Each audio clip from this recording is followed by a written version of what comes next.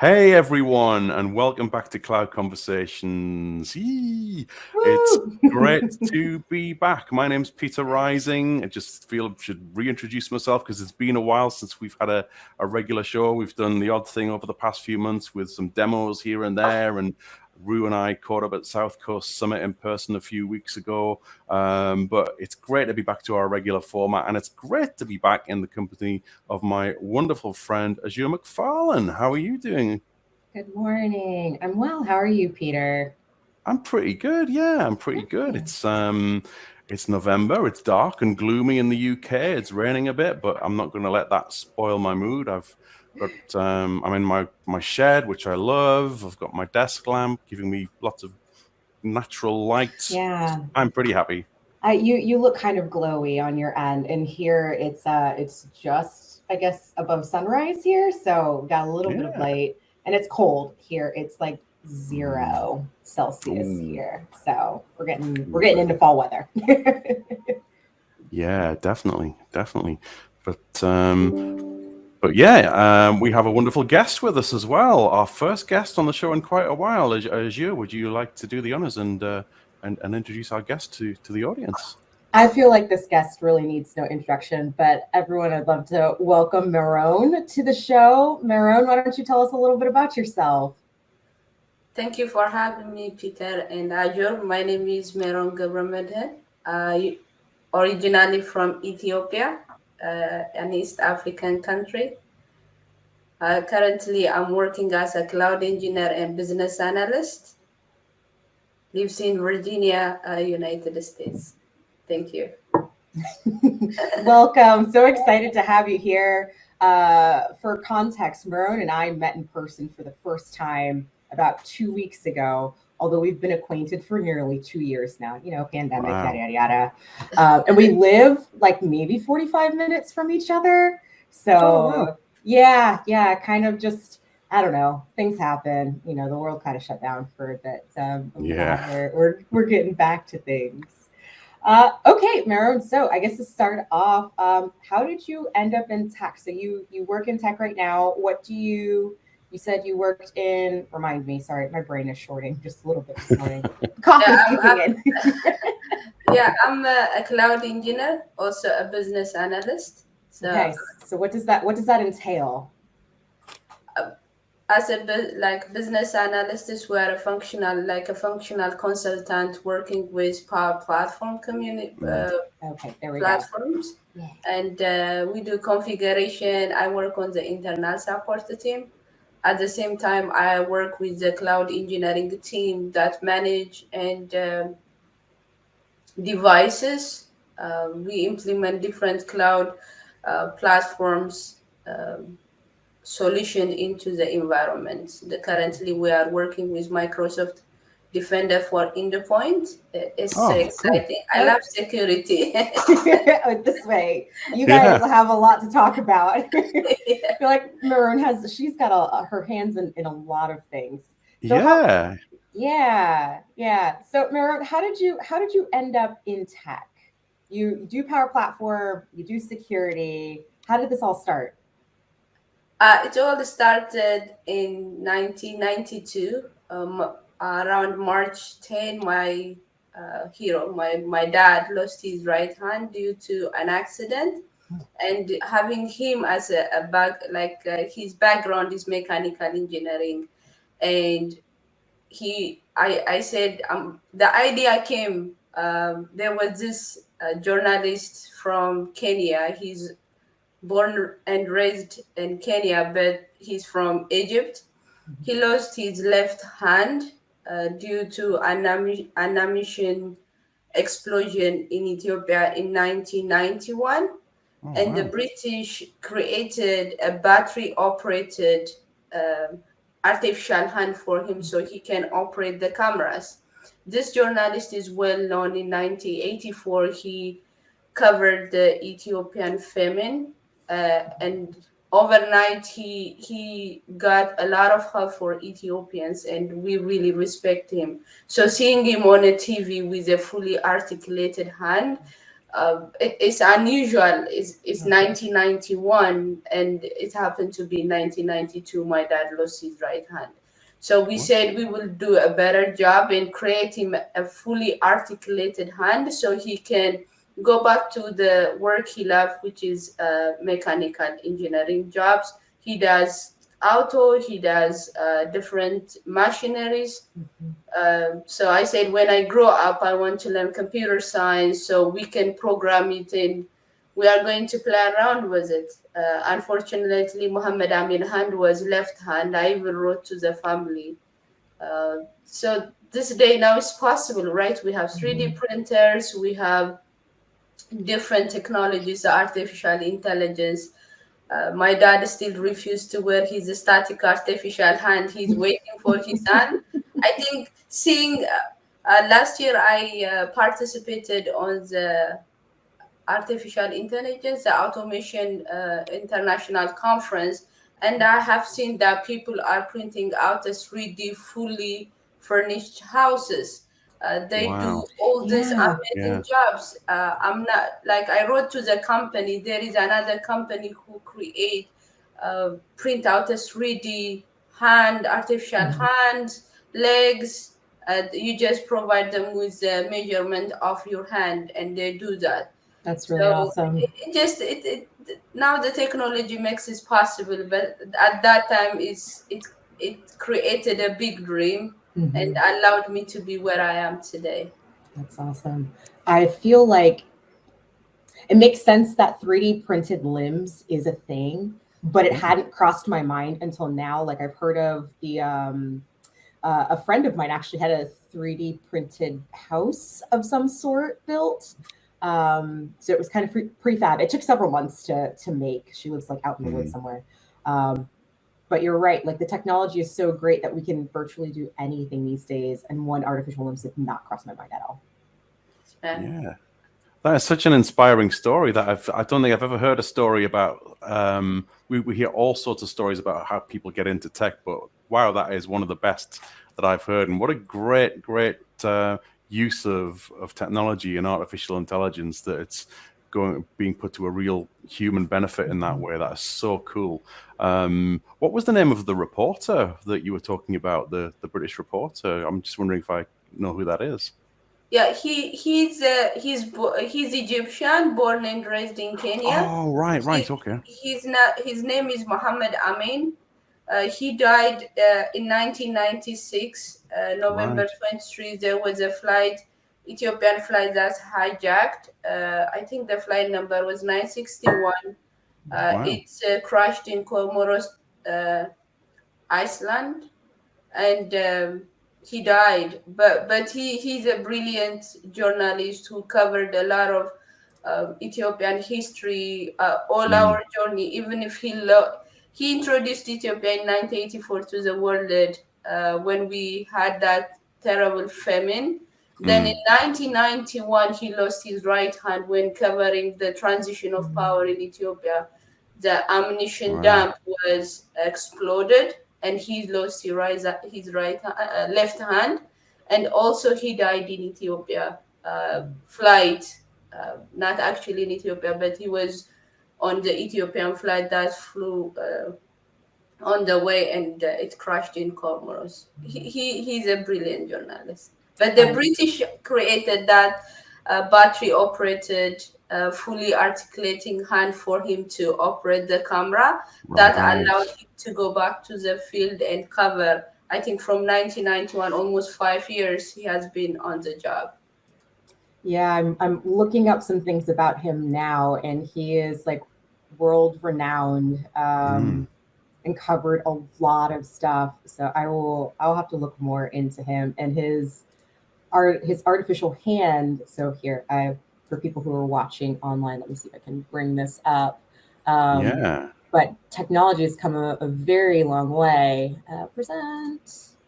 It's incredible, isn't it? It really is. The things we can do now with technology to improve people's quality of life and their well-being that we couldn't do. It's just incredible. Yeah, so this is what whoops, too many clicks. But this is what the arm looked like, and I know now, for the time that was News was what you wanted. too. For the time, this was absolutely advanced, right? And then now we see how much further in the past, 20-ish years? No, yes, 30 years, excuse me. That this is really cool to enable him to do what he loves. That's awesome. Yeah. Completely. Did you get to do the ultimate father-daughter project and build the hand together for your dad? Not yet. Now as I'm Ooh, big I like that. anime Not fan, yet. but I can't wait to have him over because last time we asked him to measure his hand. We even nicknamed his half hand. So I told him to measure it and send it to me. So to find a way to print out the exact measurement, and then the good part is his nerve system is still alive. What they do is in Africa they will kill the nerve, so you cannot feel sensation, and it will really bothers you when it is cold. If the nerve is still alive. Nowadays they do transplant. They do hand, all kind of transplant. So also you can connect it to a wire, and it can receive an actual instruction from your brain to your hand. So it's going to be fun. I'm not going to operate on him, but I'm for him. We'll leave that to the other like scientific professionals. Yeah. He got sick last 2 months. He has been really sick. And I told him he's not allowed to die yet. We need that to finish that long project we have in mind. And I think that boosted his immune. He's getting better. So I say, no, not yet. Oh, I hope he's doing okay. I hope he's feeling a bit better now. Yeah, he is, but I use it as an excuse, not that. Feel like guilt trip him, be like, look, we've had this project planned for a very long time. You can't, like a group project, like you can't peace out now. Like we've both got to no, nothing. So when so when you get the measurements, you're going to send this off to a group that creates limbs. Is that correct? Yes. Okay. I'll try to find. I already bought the book, but from Amazon, I will look for the book and I'll send it to you. This guy really talks about the 3D technology, how far it comes, and nowadays to build a house, people spend millions and millions of dollars, but you can order a 3D printed house very cheap, like fully furnished, all that, and very strong equipment, and it will walk you through the process. And the same thing, this non-profit organization, I believe it's in San Francisco, they do all kind of things for young kids, seeing them running, which was impossible 20 years ago or more, because now they have this fully articulated functional legs and hands, and also because they are moving and doing the job like a normal hand will do. It also gives you confidence to go outside and blend in, because nothing is going to stop you from functioning as a normal person. So I'm going to try and send it to them and see. We can also, like, Azure has a friend, we can send her the measurement printout and look a possible hand for my dad. Which friend are we talking about here? You said your friend has a 3D printing Oh, yes. She didn't, sorry. She didn't do it herself. It was a company that did it. So they designed the house and everything. And then I was like, wait, do I have a friend? Actually, Reese Campbell, if you're listening, Reese, we might contact you. Reese is an old coworker of mine who has a 3D printer. It would be like in the background when he was in meetings, and he'd always have something going on, and we'd be like, "What are you printing today?" And so sometimes it's like bookends or other things, and he was keeping us up to date of like how much the electric bill was, using the 3D printer and the costs associated with it, which was really cool because I know nothing about 3D printing. There was here in the US, I was like, I remember recently hearing a story, it might have been last year, about 3D printed houses are being used to like house folks who suffer from homelessness. And I think it was last year or 2020, which was the first time that they started doing this. And I want to say it was somewhere in Texas. I'll find the article that I'm thinking about, and then maybe we can just put in the show notes for people who would like to read about it. But I thought it was a really neat way to like solve an existing problem, right? If we can't put people in their own homes, why not just build them some? And it takes, less time. I want to say they could fabricate the house like in 3 days, maybe. Wow. So yeah, the lead time was not very long whatsoever, if I'm remembering correctly. But I might eat my words going back to this article.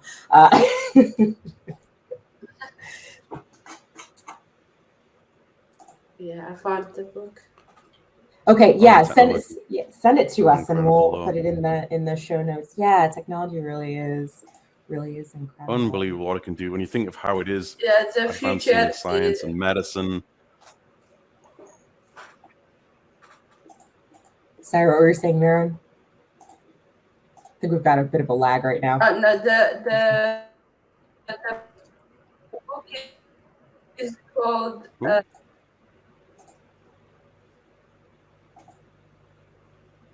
I send it to you. Oh, right, okay. So we've got it in the chat. Let's take a Oh, look. I see. Okay. Let's take a look. The future is faster than you think. I mean, that feels pretty accurate.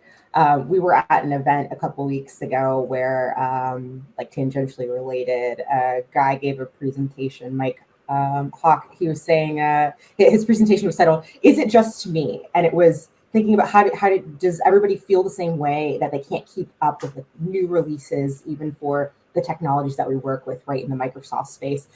Everybody in the room like raised their hand because things are changing so quickly.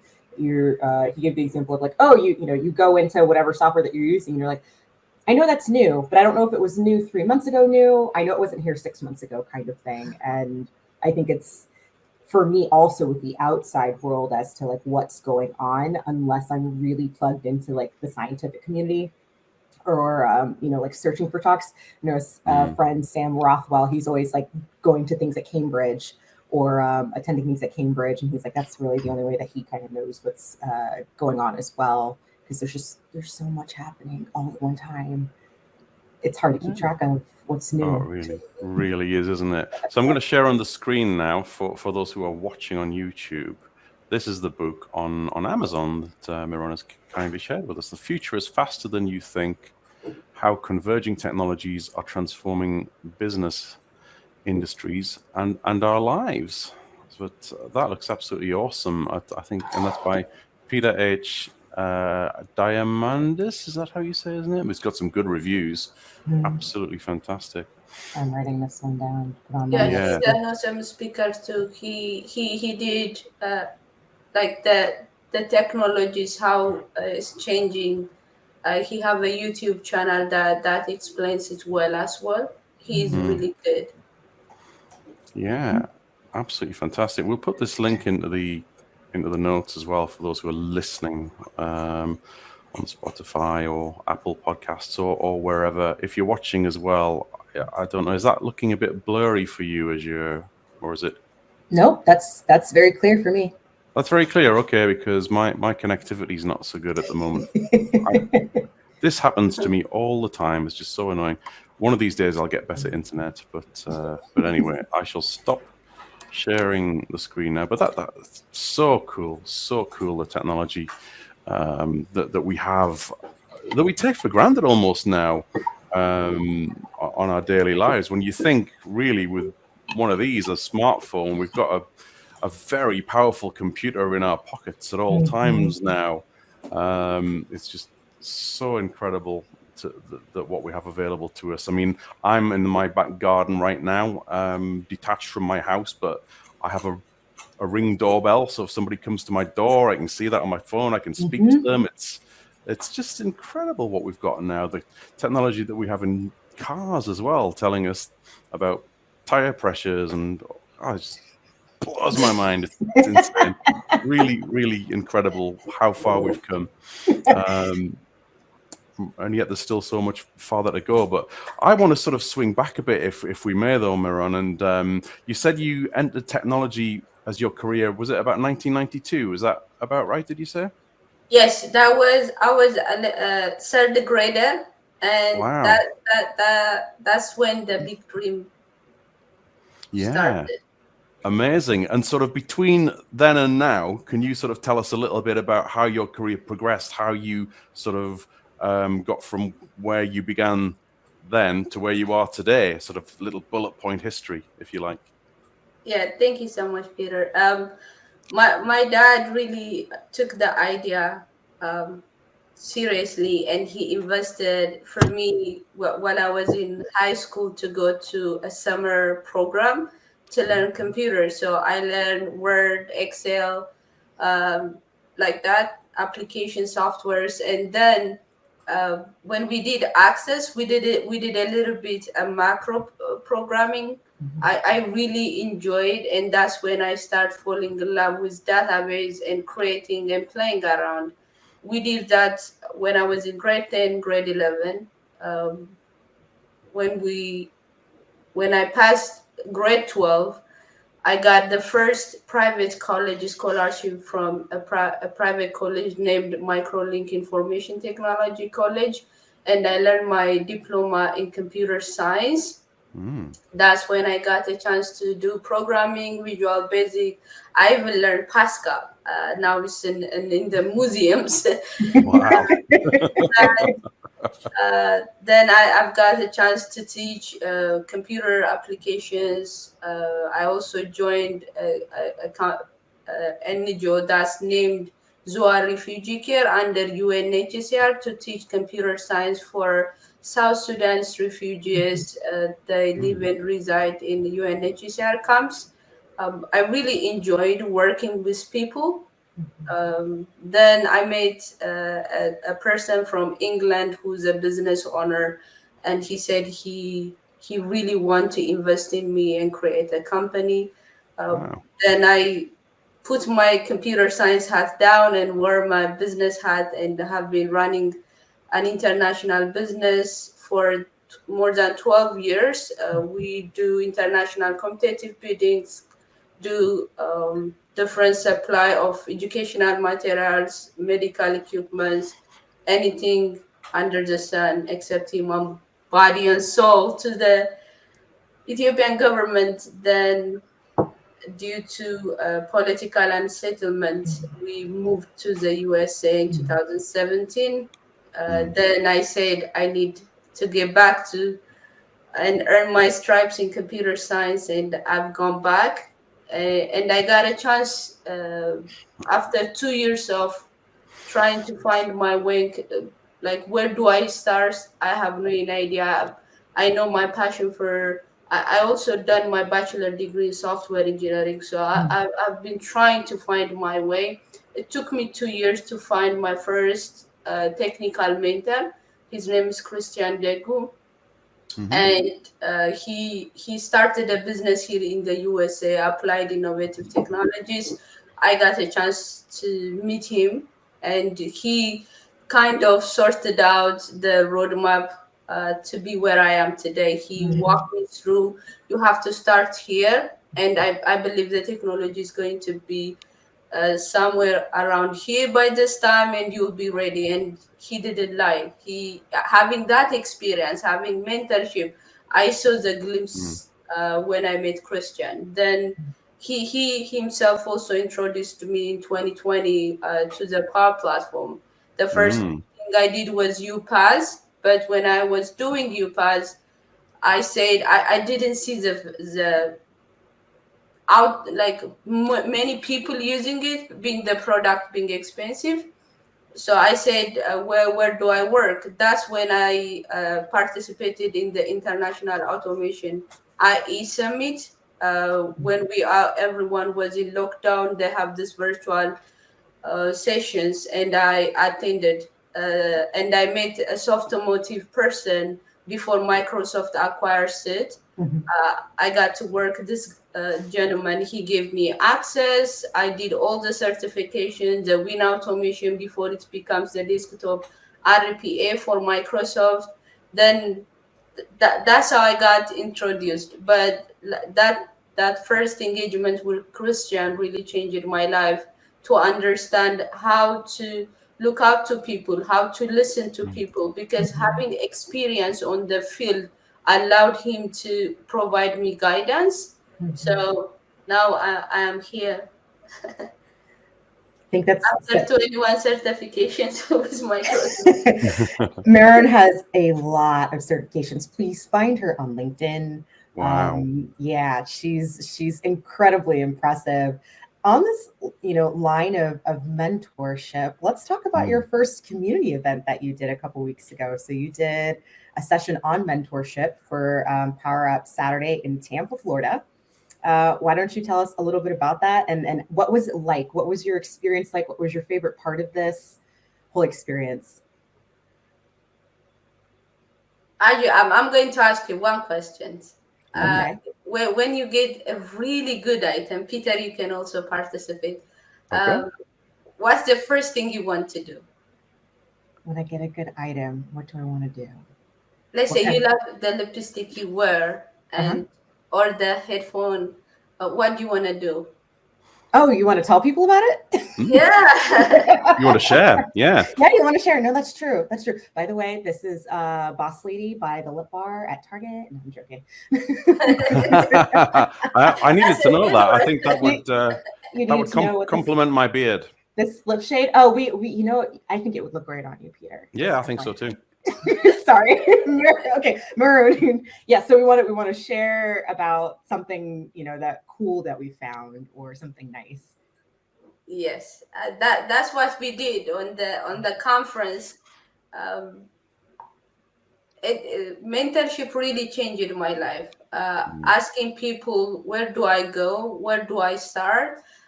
Simply, the only thing I expected was 30 minutes or 15 minutes guidance. But to have a lifetime friendship out of it was a complete surprise. And people are not expecting anything from me when they provide me those guidance and supports. I have a mentor from Germany. He's Thomas. His name is Thomas Newman. He for the last 3 years we have been on a call every Sunday or Saturday, and we schedule the call for 1 hour, but sometimes we spend 3 or more hours just doing our things. We have a fiction company. We harden the security. We break something. We fix something. Wow. We just work together. So this person could have chosen anywhere to be on that hour. He chose to invest in me. So I want people to know you don't have to get lost. You don't have to be trying to find your way on your own. Mentorship really changed. So I just want to share the good news, because I know as an immigrant, asking that question for the first time was the hardest thing I ever done. Because in our culture, asking for something is a sign of failure. You don't just go and say, I need help. When we lost on the roadside, we're not afraid to ask people, where do I go? Do you know such and such person? It's not a problem, because you have a target, right? But in life, to tell someone you are lost and you need help, it's not something we do in a regular basis. Yeah. And that's how I have been programmed for more than 35 years, right? To admit that I need help, I don't know what I'm doing, and meeting Christian with a positive mindset. Non-technical person, Bob Bison, who has been a lobbyist for more than 21 years. He's now a director of Head Start, who makes time just to listen to my problems and talk to me, to be there for me. And they didn't expect a single thing out of me. Like I didn't pay them. All I did was ask, and their willingness. It just then seeing a transformation in myself, how cannot you preach about mentorship? Like, I want to tell to the world that mentorship can change people's life as long as you are willing. On our presentation, I got the privilege to stand on that stage with Azure, and Hey. yeah, she I was not trying to make this about me, by the way. This was all about Meron. This also shows you Azure. In our walks of life, right? In the Power Platform community, you already created a reputation, right? But as a mentor, uh, you accepted my invitation and make the time, even if you were on like on a curve, right? There was a change in your life, but it didn't bother you or it didn't stop you to be there with me, and that tells me a lot of things. So mentors really mean it have to come from your heart, and you have to have that kind of passion to give back to people, to make a change. If you asked me, I could have bailed out. I would say, "Oh, Meron, I couldn't do it. I wouldn't be there." But you didn't do that. So, like we said, mentorship is a two-way street on our presentation. As much as I want to gain, the mentor also needs to be curious enough to put it in. So we have the same role, but people need to understand that mentoring other people really change lives. And sometimes it might have a replication of some kind. So I just want to preach about it. Mentorship is really awesome. No, I honestly loved how you picked this topic, right? And it's something that's very personal to you. And I'll admit that, you know, the recent like conferences and what that I've been at, these more personal sessions about like allyship, mentorship, action are a lot smaller in audiences than I think they really should be, to be honest. I agree. Like the human side of IT. How can we show up for other people? How can we guide other people? I know people are all about the tech, but I think these are also incredibly important topics to talk about and to see like how you've benefited from Meron, and now this is like your mission to make sure that other people know that you should be a mentor too. It's okay to ask for help, and I think, and I don't know for you, Peter, if this is the same over in the UK, but I feel as if the help being a weakness type mindset has been a thing here as well. But I think I feel a big shift in this that it's like we can't do things on our own.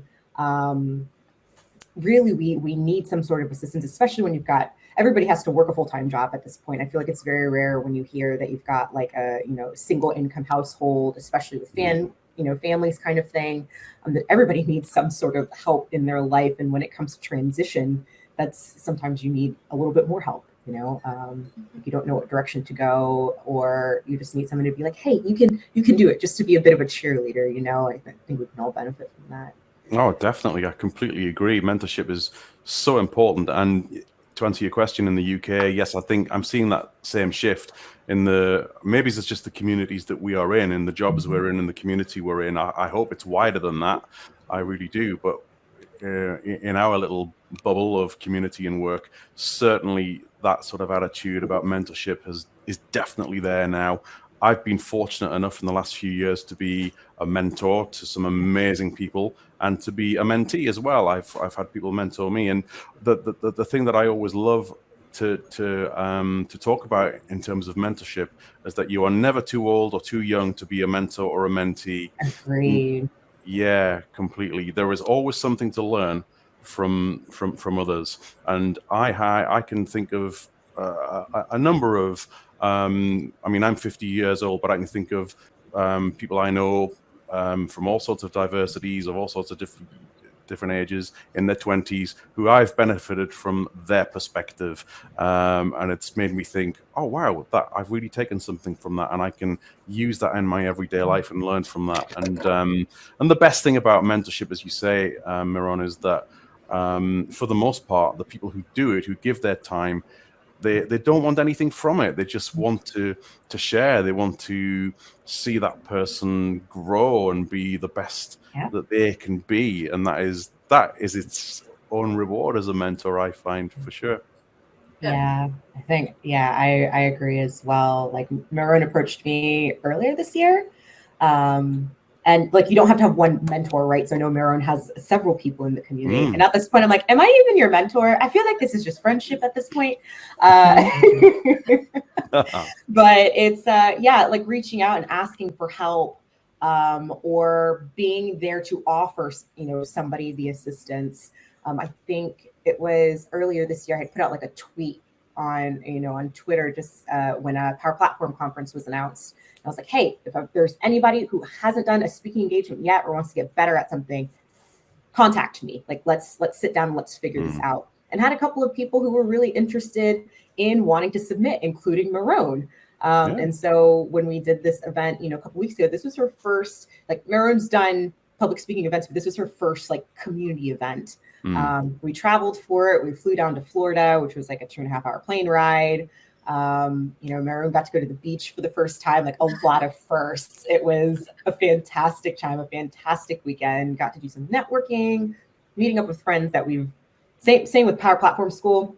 There's another mentor there, AJ Hawley, who I've known him for 2 years, but we've never actually met before. And it was just really nice to be in an environment with like, oh, we're friends. We're definitely friends. And now we're in real life friends too. You don't just see this in my computer. But then also being able to talk about, Power Platform School or whatever else, you end up establishing like these really, really great relationships with folks. And, as we said, we always learn something about from our mentees and our mentors. Like it is very much, like Meron said, a two-way street for sure. I'm always learning something. And it's not always in the technical space either, right? Life lessons. Meron and I were chatterboxes, and I love it. We stayed up late 2 nights in a row, just talking about anything and everything, and it's, I don't know. I love this. It's great.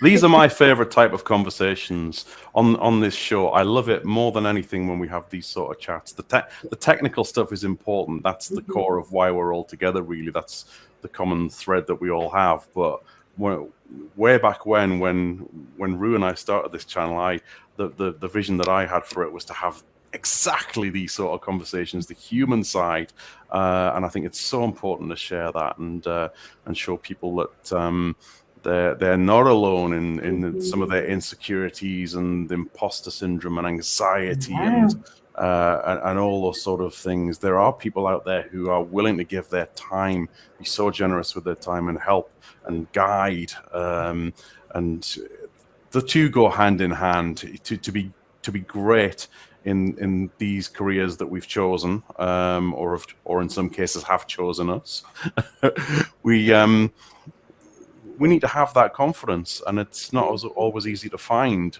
on your own, is it? So that's why the community is so important. I was gonna say, one of the things that we talked about during this session was like what are some indicators of growth or success. And mine is also seeing that confidence in your mentee, because you can teach the technical stuff. The technical stuff is the easy part, I would say. But to gain that confidence, everything else follows. I think with that confidence, you get the confidence to apply to that job, go for that promotion, learn the new tech, teach somebody else something. And there's nothing like it at all. I think once you have that kind of base that's set up, then the person starts to believe in themselves, right? Who is it? Matt Collins Jones had told me, when you don't believe in yourself, believe in your support system.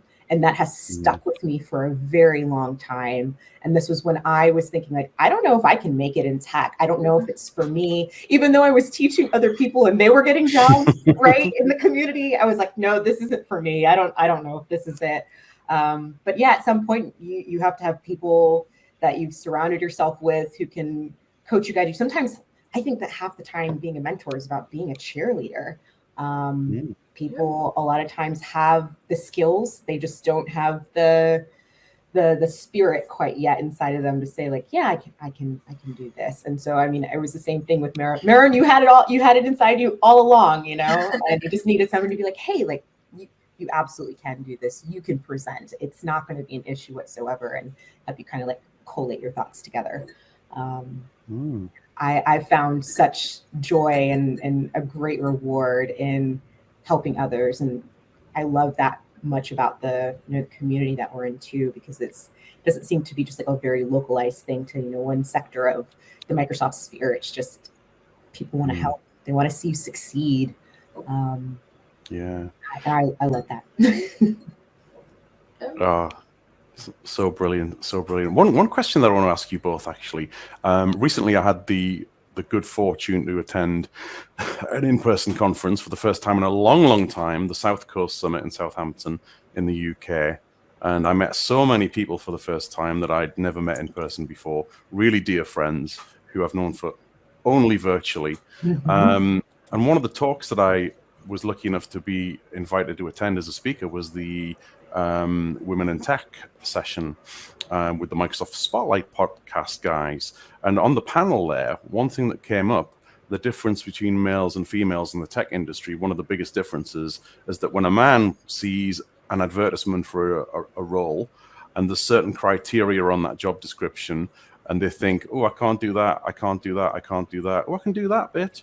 And if they see just only a couple of things that they know they can do, they'll say, I'll apply for it and see what happens. Whereas the female mindset is quite often, if they can't fulfill all of the criteria, they will rule themselves out of that. That's the natural instinct to do so. Would you validate that opinion? Do you think that's, or is that a sweeping generalization? Meron, why don't you answer first? I think you nailed it. For me, if I didn't do it like 90%, I'm not going to try to do it because I feel like I'll be rejected. Yeah, I would say that's pretty common among my girlfriends too. I think we're changing that tide a bit, just because like have the confidence of a mediocre man who thinks he fulfills 30% of the job duties, right? Why not? So it's a bit of that. I think a bit of that confidence piece, and I feel as if women have been taught to shrink themselves in the workplace, right? Be grateful for just what they have. I remember switching roles at a previous company, and I asked for a pay raise because I had been doing 1.5 people's worth of work. On top of a lot of other responsibilities. I was working between like 3 departments because I was the one person who knew how to do this one thing. And when I asked for more money, recruitment told me, the recruiter told me that I should have just been grateful that team wanted me in the first place, And that's when I was like, this is a promise, not a threat. I won't be here in a year. And then I left.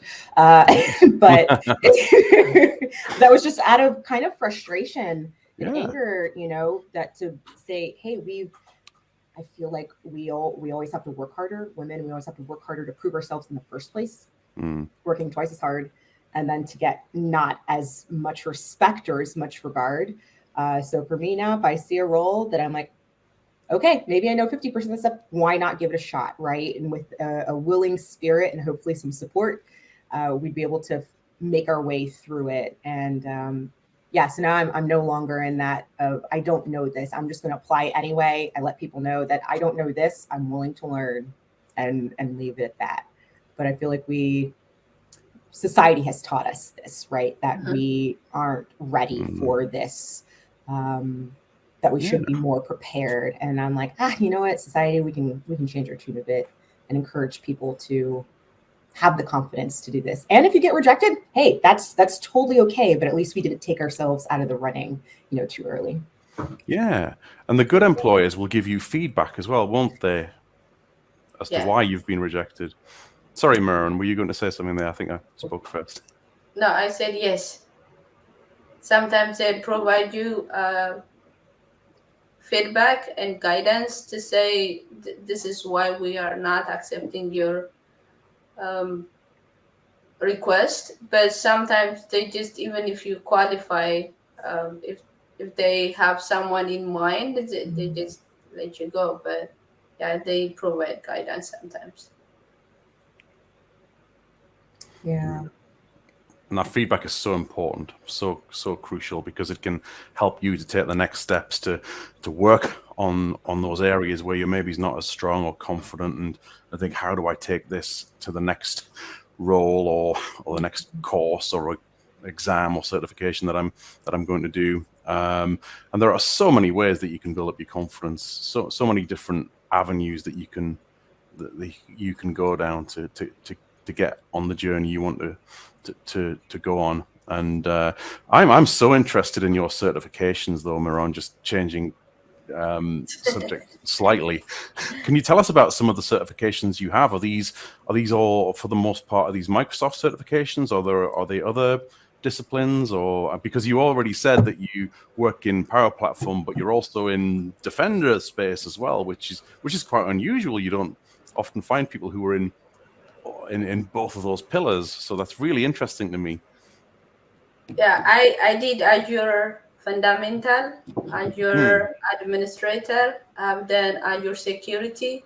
Now I did SEC 900 for the identity section. I really like that security part. I have done Solution Architect, Modern Desktop Management, Windows 10, but I also done EPO, McAfee, Policy Orchestrator. Oh, yeah. I have done Computer Security Plus. I have done the game company. There is one game company that provide on data center management. I have done that. Then I did PL 200 for functional consultant, and also the field services. I have done that. So I've done a few different, like two spectrums, and but also like even in the Azure platform, I have the Intune side, the Azure platform. I did Azure Solution Architect as well. So and also I have done database administration and querying, 462 and 463.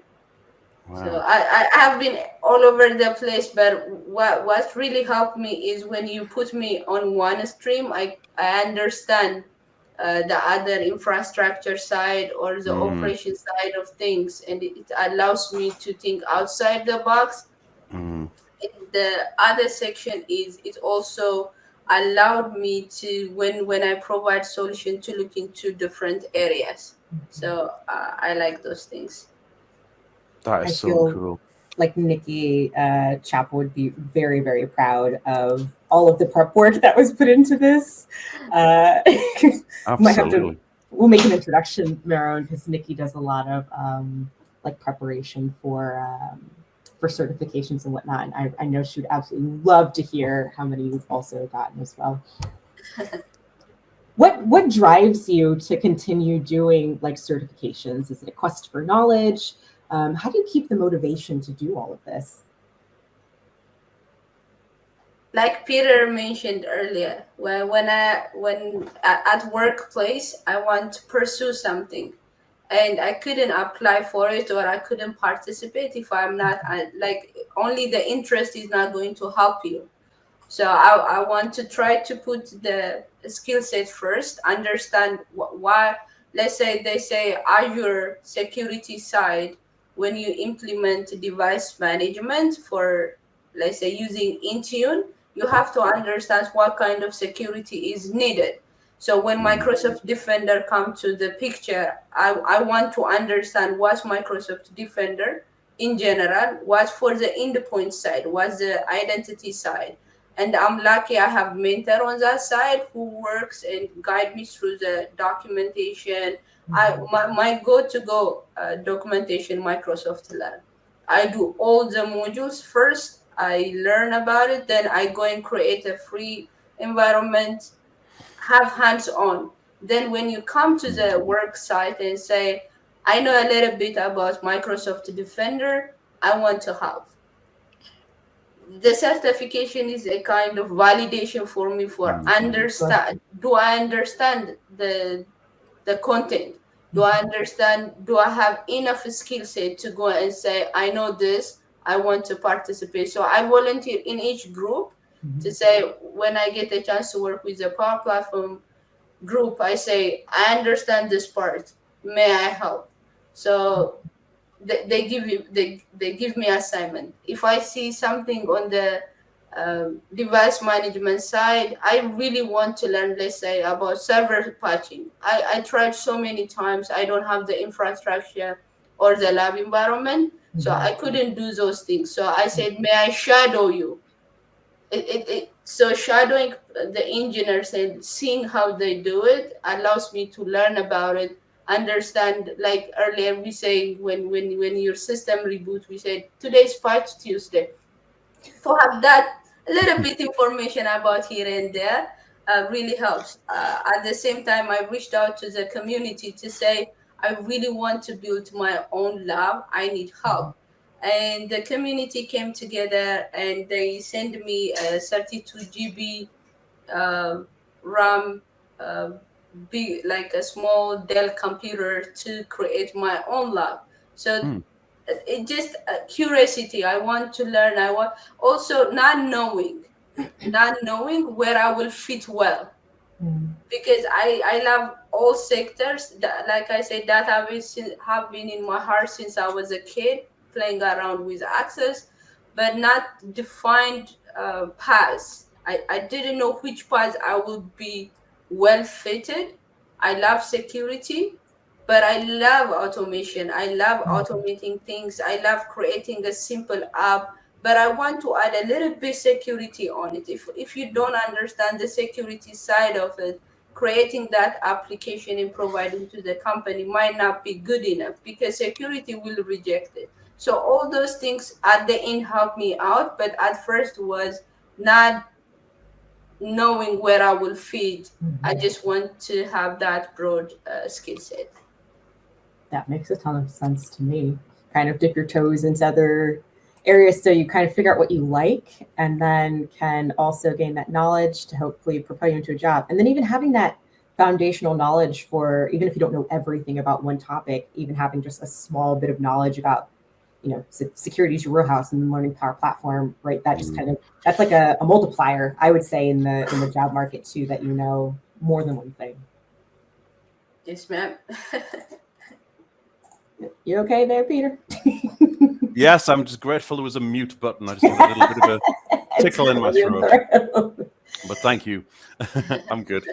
Okay, so in talking about kind of like you giving help to people, right? If you see Power Platform questions that people want to be answered, let's talk about Pathfinders.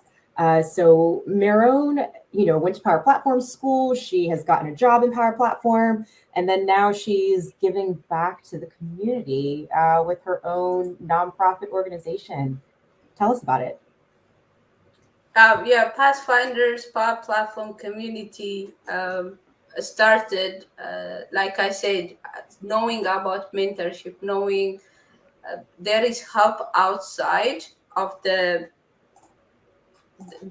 normal channel. I just want to let the immigrant community especially know there is help out there, and I walk the walk they're walking right now.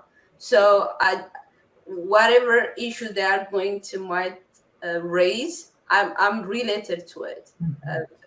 Being scared will my skill set. It can be accounting, it can be a pharmacy, it can be anything. Is it transferable to other platforms? I just want to make sure that they are informed and they are understanding where they are going. Because when I started Pathfinders Power Platform community, it's all because of the Power Platform school.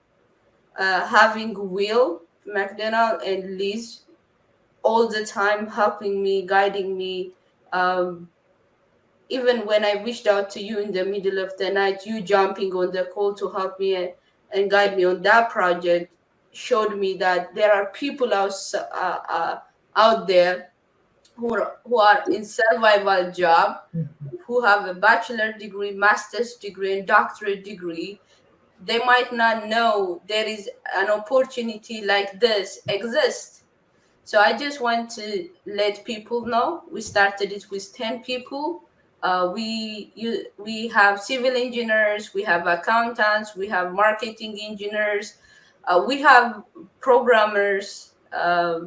web developers, all these people working as a waiter, parking attendants, drivers, all these things. So we started studying Power Platform, and I love how your skill is easily can be transferable to the Power Platform.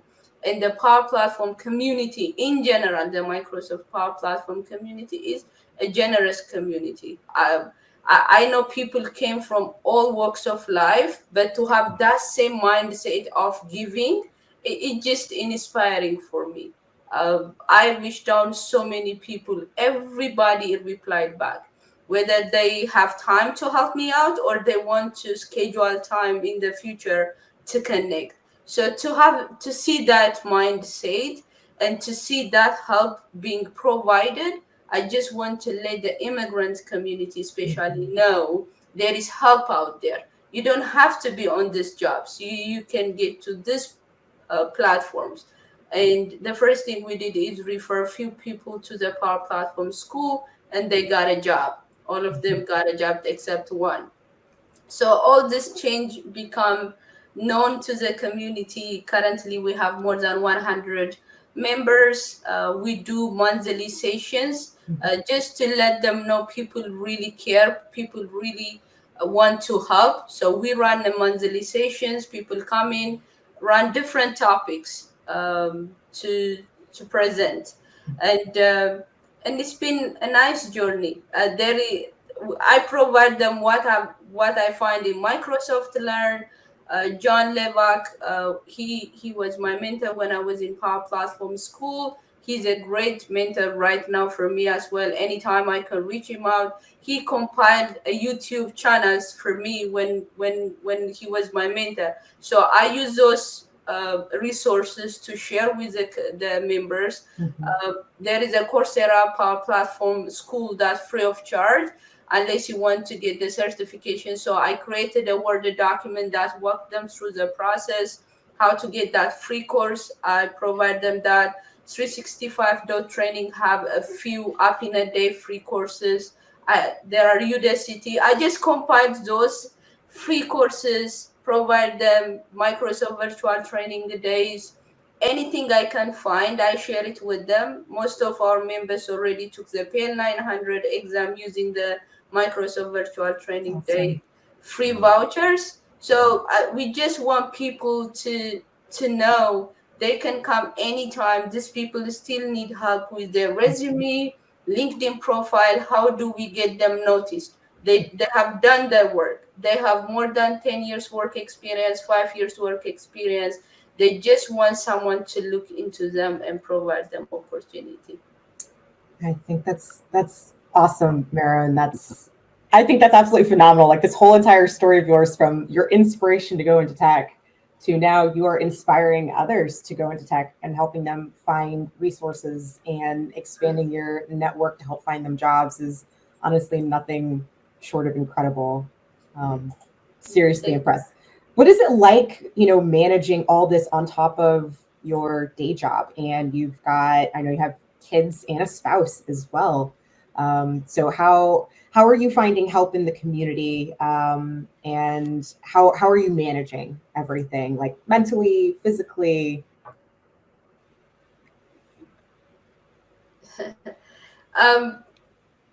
Well, when you really want to do something, I don't think you see the barriers, you see the opportunity.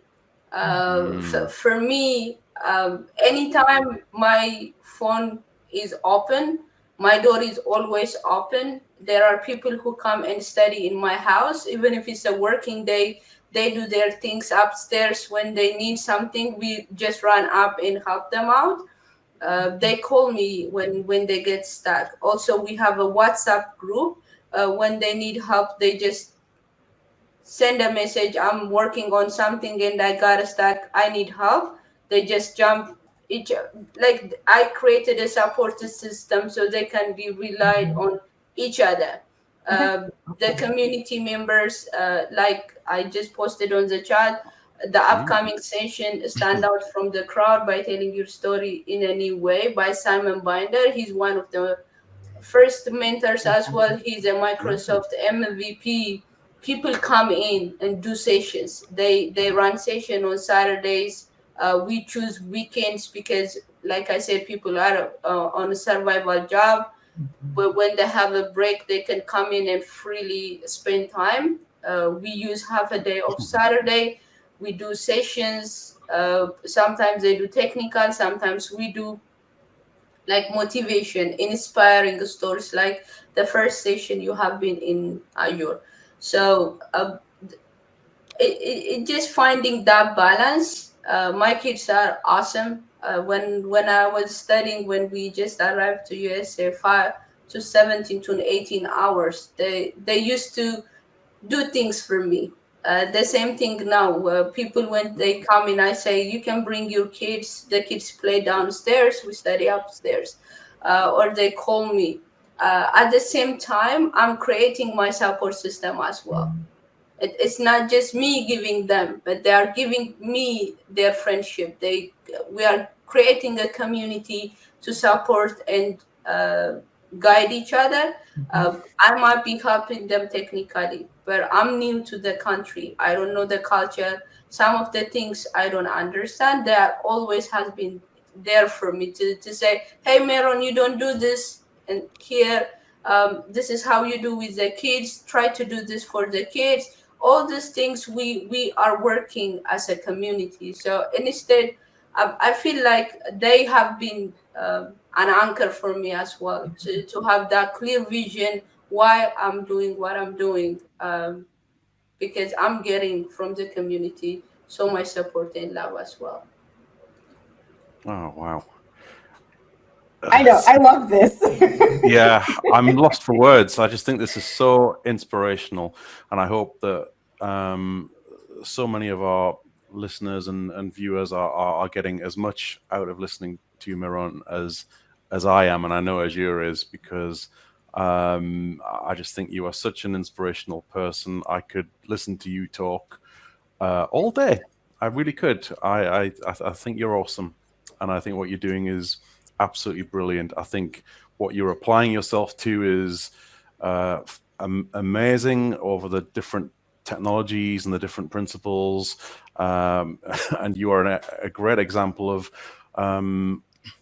a generalist who has that great sort of overall evangelist view of these technologies, but can also speak at a deeper level as well. And I love how you describe the certifications as well. I learn exactly the same way as you describe. Actually, I love going into the Microsoft Learn has such good content.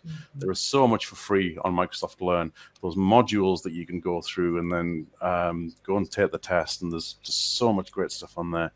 I just think it's absolutely tremendous. And you shared with us in our chat and in StreamYard, which we used to record, you've shared with us so much great content relating to your journey and everything that you're doing in life and in the community. And we will put that all in the show notes as well. But I'm very, very mindful, of course, that we have taken up a lot of your valuable time. You've been very generous with it. I, for one, I'm definitely going to want to speak to you again, because I think you're absolutely tremendous, and I thank my dear friend Azure for bringing you to the show. But before we go, is there anything else that you'd like to say? Anything else that you'd like to share with the audience, and how they can reach you and get in touch if they would like to? Yeah, I put on the chat the LinkedIn profile we have for the Pathfinders Power Platform community. I'll put the Twitter handle and the WhatsApp number as well. But the main, what's important message I want to share is I'm new. I'm still a mentee, but saw an opportunity with the Power Platform community being generous and created this community. But I don't know how to run a community. This I think grown. you're doing a wonderful job, Meron. You're doing an Mm. awesome job. Thank you. Give yourself some credit here. It's growing exponentially. So we really like help. Anyone who wants to come and help us out by organizing the courses or anything you want to provide, we are open for any help the community is willing to provide us. Thank you so much for having me, and I can't wait to share more with you in the It's an future. absolute Yeah. pleasure. We will help you to spread the word without a doubt. We will share on our Twitter and our other personal LinkedIn's, because we're not on LinkedIn, but we will help spread the word. And I know there are so many people out there who will be interested in this. So anything we can do, don't hesitate to reach out. We will support you for sure. Yeah, I want to brag one more thing on Meron before we go. Meron has been really instrumental, right? She's created her own little Power Platform community and is expanding like networks for like job contacts and everything. She's been able to secure grants for some of like the feeder schools that she's also sending school or these students to. So like Power Platform School and TechFluent, those are other community organizations. If people are looking to get like involved in Power Platform School has like a UK arm as well. But Meron has been like, I call her the secret weapon because she's not only supporting her own little community and getting resources for hers, but also extending a hand into some of these other like a bit bigger organizations and helping to get them grants and computers and everything else. So if anybody has a nonprofit spirit and wanting to volunteer, get in contact with Meron because she could absolutely use the help. She's doing a wonderful job, but I understand like running something completely on your own right now is a hefty ask. So. Absolutely. We learn by doing, though, and you are obviously doing that, but we all need a little bit of help. We are all mentees and we are all mentors, whether we know it or not. So amazing, fantastic. Thank you so much, Meron. It's truly been a pleasure meeting you and getting to know you. We shall wind up the show. We shall ask you, as always, if you would be so kind to give us a like, a share, and a subscribe. When you do those things, those simple things, it does help us move up the algorithms on YouTube, and it's free to do so, and it just takes a second. So please, if you could, that would be great. We will be back very, very soon with more wonderful guests in the community. More demo videos are coming. There will be more to come from us all at the Cloud Conversations team. So how can you reach us? You can find us on YouTube at youtube.com/c/Cloud Conversations. Podcasts for all you audio folks out there. We're on Spotify. We are on Apple Podcasts and Anchor.fm as well. There's lots of ways you can consume Cloud Conversations. We are not hard to find. We're on Twitter as well at CloudCons365. So thank you, our wonderful guest, Meron. Thank you, my wonderful co-host, Azure, and we shall see you next time. Take care, all. Bye-bye. Take care. Okay.